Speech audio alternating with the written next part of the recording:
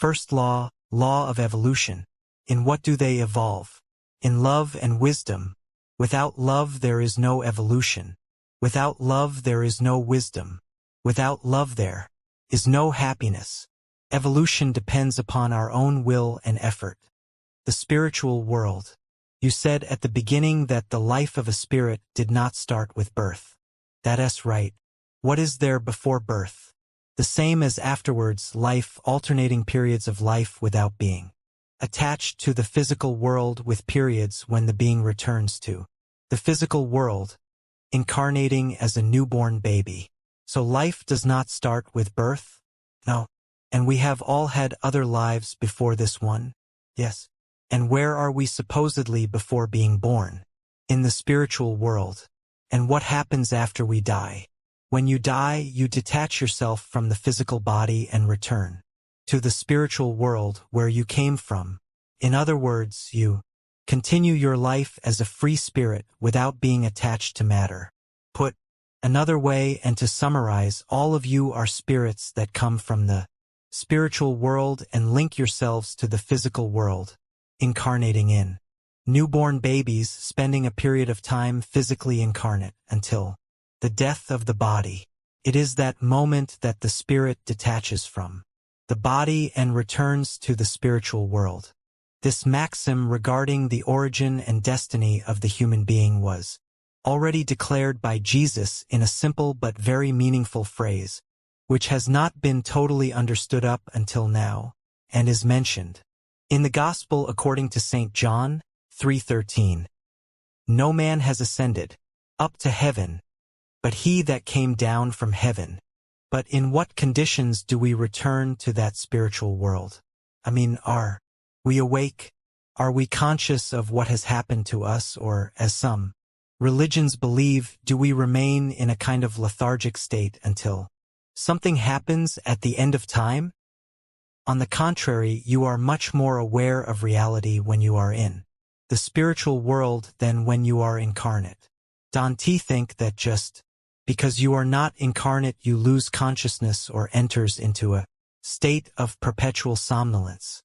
On the contrary, whilst admitting that the spirit may go through a period of confusion, of variable duration, depending on the evolution of the spirit and the circumstances of disincarnation, the spirit is faced with real authentic life and becomes conscious, among other things, of what the objective of incarnations is. Of course, the disincarnate spirit is occupied in interacting with other beings in a world just as real or even more real than your world, which is a distorted image, merely a reflection of the spiritual world. Yes, but where does it go to exactly? What normally happens is that each spirit, after disincarnating, is placed on the plane in the spiritual world that corresponds to its evolutionary state, and this depends on the spirit's behavior during its incarnation regarding the law of love. The final destiny of the spirit is to always return to its spiritual home.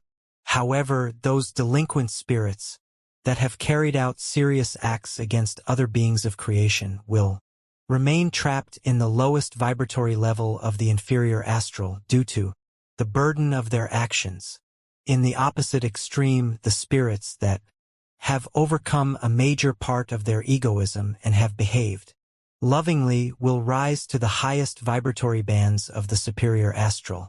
In between those two extremes, there are a multitude of intermediate levels in which spirits will be placed according to their level of spiritual elevation and their behavior regarding the law of love. Hold on a moment, because I am getting lost. Could you clarify what this vibratory level means and what it has to do with the evolutionary state?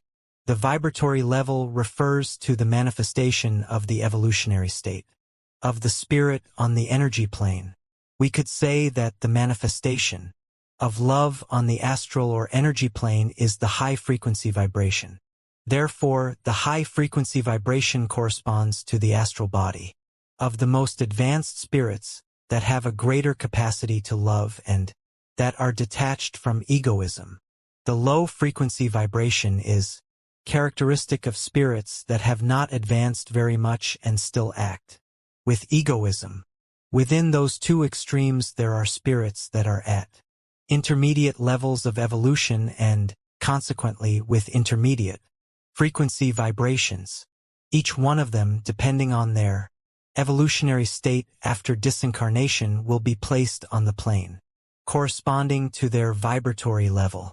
I don't understand anything.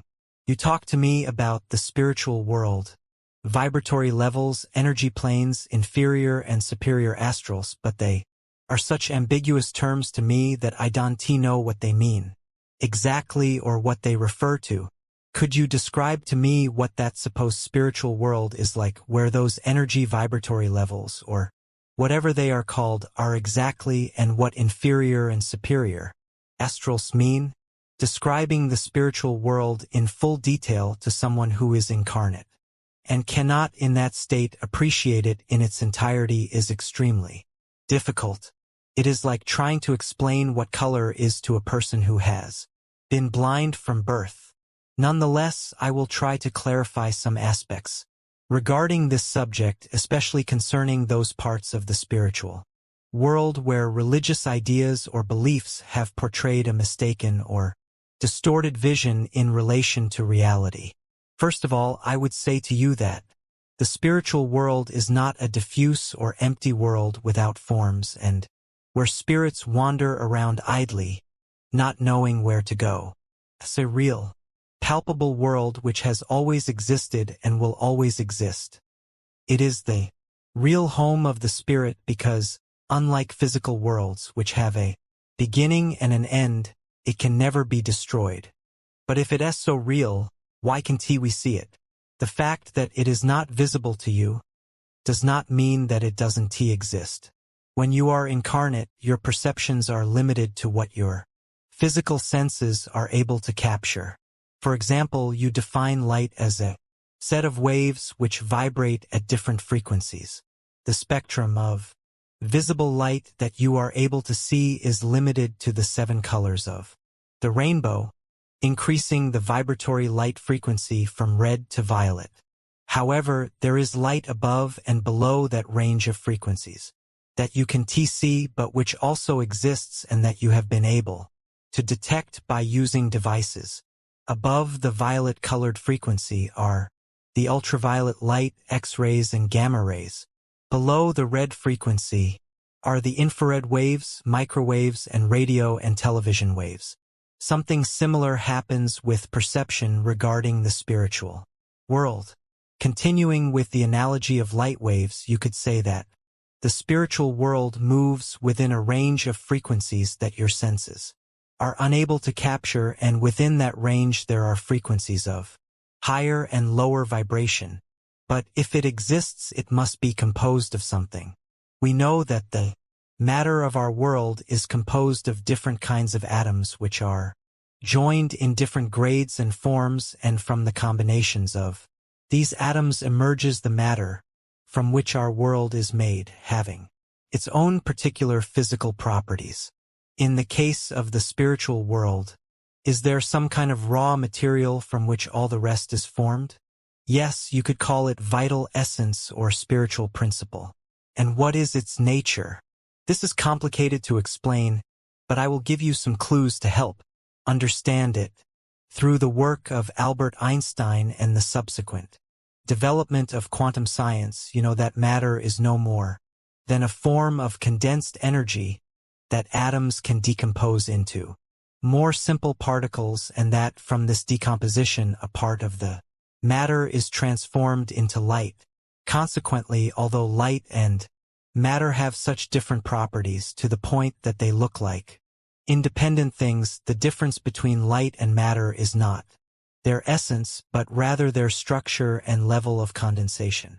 If that is hard for you to understand, imagine what happens with water, which shows such different properties in a solid state, ice, liquid, and gas, steam, although its composition still remains the same, purely because the mobility or the vibrational state of its molecules varies, these being more static in ice, less static in water, and even less in steam. Using this example as a model, we can say that the physical World is the most condensed form of vital essence that exists, manifesting in that state a series of properties and following a series of laws which physics describes. But there are intermediate levels of condensation between the purely spiritual universe and the physical universe, which could be classified from the most subtle to the densest. On a spiritual, mental, astral, or energetic and material or physical level, each one of these having its own properties and laws. These worlds are not separated from each other, but are all perfectly interrelated because the most condensed forms could not exist apart from the most subtle forms. So is there a difference between the terms astral world and spiritual world? Because I sometimes feel that you use these terms as if they were the same. Yes, there are differences. As I say, the spiritual world is the plane from which all the rest emerges and is indestructible, whereas the astral world is the manifestation of the spiritual world on the energetic plane. In other words, it is a matter of a very condensed form of vital essence, although not as condensed as the material world. The astral world is mutable and is subject to periodic processes of generation and degeneration.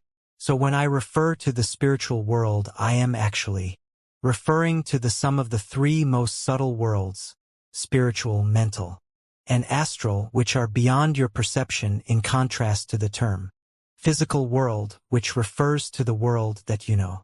The use of one term or another will depend on the context or whatever emphasis I wish to put on a certain aspect of it.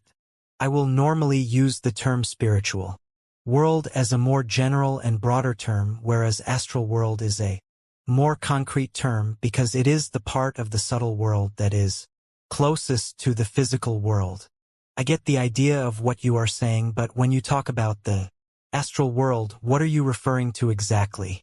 Each physical planet is connected to its corresponding energetic or astral planet, which is superimposed on it but is larger in size than the physical planet, although far more subtle in its nature.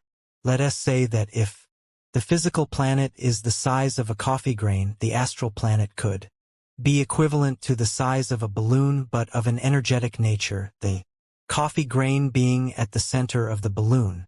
The physical planet could not exist without the astral planet because that is what vitalizes it energetically and maintains its structure and functioning. Within this astral world, there are different vibratory levels or layers which differ in density, the denser levels being closer to the surface of the physical planet and the more subtle levels progressively further away from it. Each one of them has its own geological structure and nature. There are valleys, mountains, rivers, flora and fauna, although with differences between them. Nature is more beautiful and perfect in the more subtle layers than in the denser layers. We could say that nature in the physical world is an unfinished reflection of the astral nature, and that everything that exists in the physical world has been previously tried out in the astral world. And is there life on that astral planet? This astral globe or planet is full of life and is the home of spirits and non-incarnate forms of life which are connected to planet Earth.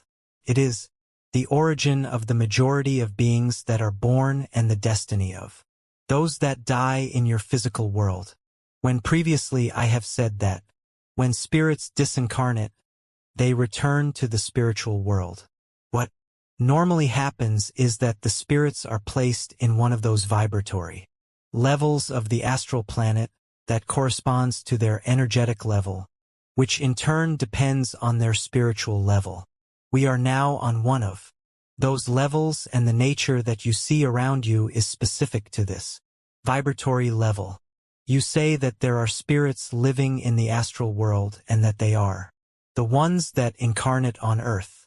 I would like to know more about that world and its inhabitants, and also what it is that determines whether we are placed on one level or another in the astral world after we die.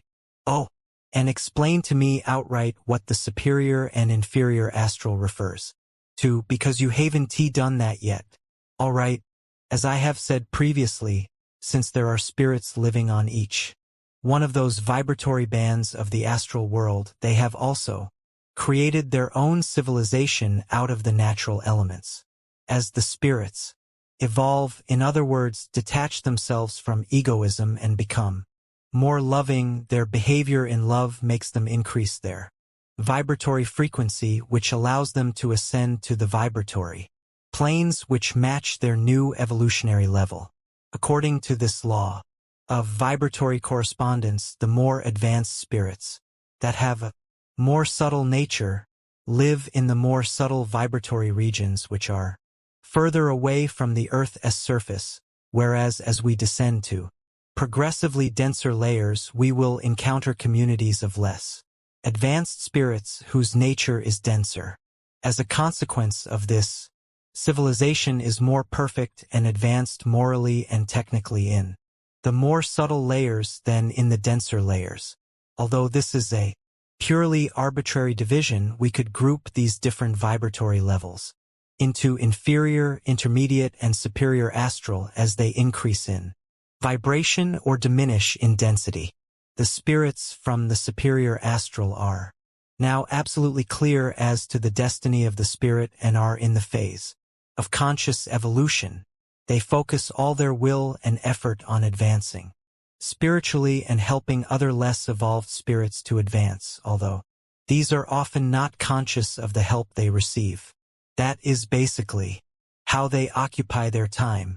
On the inferior astral, there are less spiritually evolved spirits which may be either still young in a primitive state of evolution or having already lived many lives and having developed their intelligence have still not developed their feelings.